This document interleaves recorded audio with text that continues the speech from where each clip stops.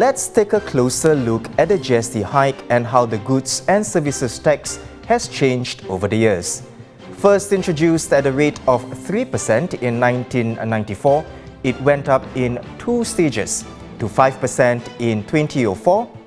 It then increased to 7% in 2007. And now the GST rate will again rise in 2 phases by 1 percentage point at a time to 8% in 2023 and to 9% in 2024.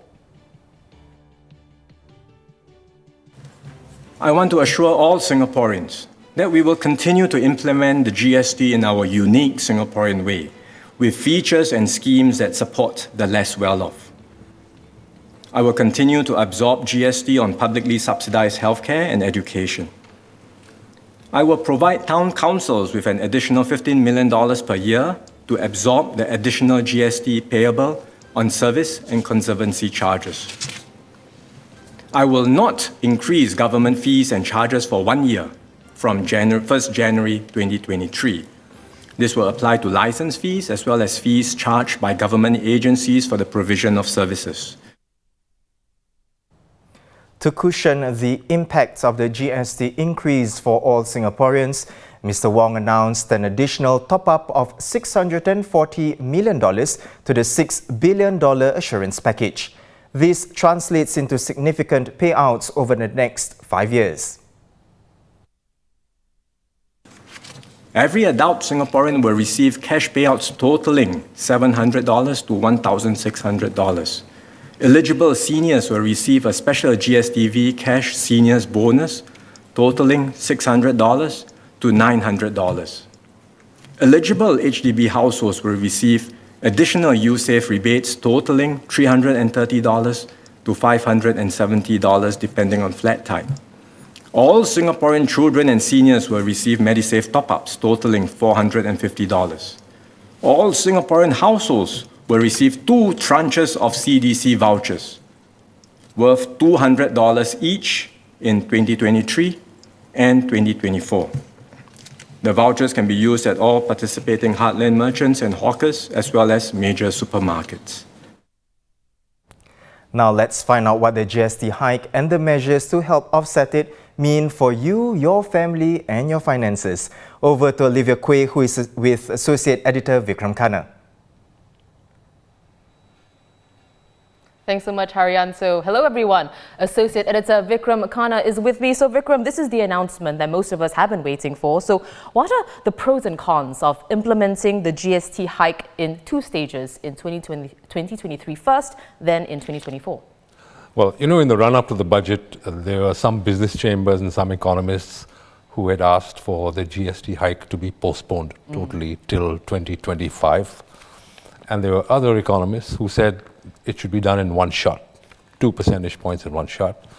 It seems the government has taken the middle path and decided to do it in 2 stages, as it did in 2003, right? From 3 to 4 and then 4 to 5. Okay, on the pros and cons, I think the pros are that it gives people as well as businesses time to adjust, more time to adjust to the higher costs that the GST hike will create, right? Another pro is that it, to some extent, cushions the impact of inflation, right? Which is relatively high at the moment, although who knows, it might get even higher next year. But anyway, it cushions the impact 1 year at a time.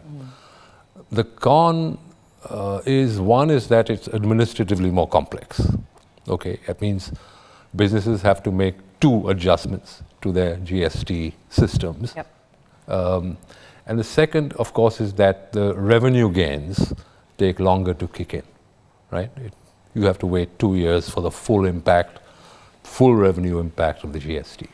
So that's broadly the pros and cons. Well, thanks for that. So, at least, you know, there are some offsets. One of the components of the $6.6 billion assurance package is that over the next 5 years, every Singaporean adult will receive cash payout totaling $700 to $1,600. And this is more than the payouts that we saw in 2007, which was the last time the GST was raised.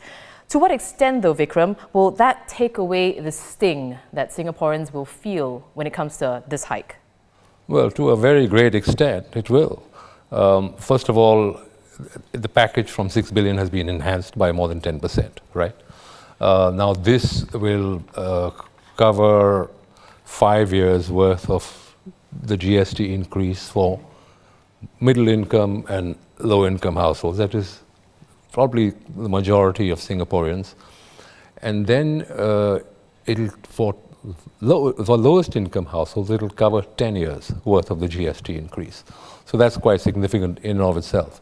But on top of that, we have the enhanced permanent GST voucher scheme. That's right. So that it comes on top of that, and that will cover not just the incremental increase in the GST, but the entire GST for certain households, for certain low-income households. For example, with elderly people, the entire GST will be covered, not just the increment.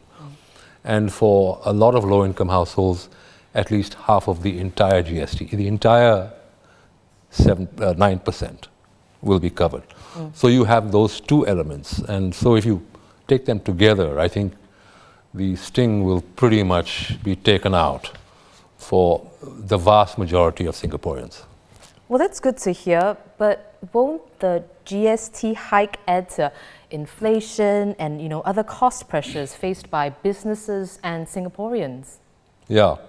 So there's also a $560 million package for households, which includes, I think it's doubling of the GST USave rebates. There's also CDC vouchers, $100 to defray sort of day-to-day expenses. And for businesses, there's the temporary bridging loan to enable them to cope. There's also a trade loan that will be risk shared by government. So both households and businesses get relief from the additional costs.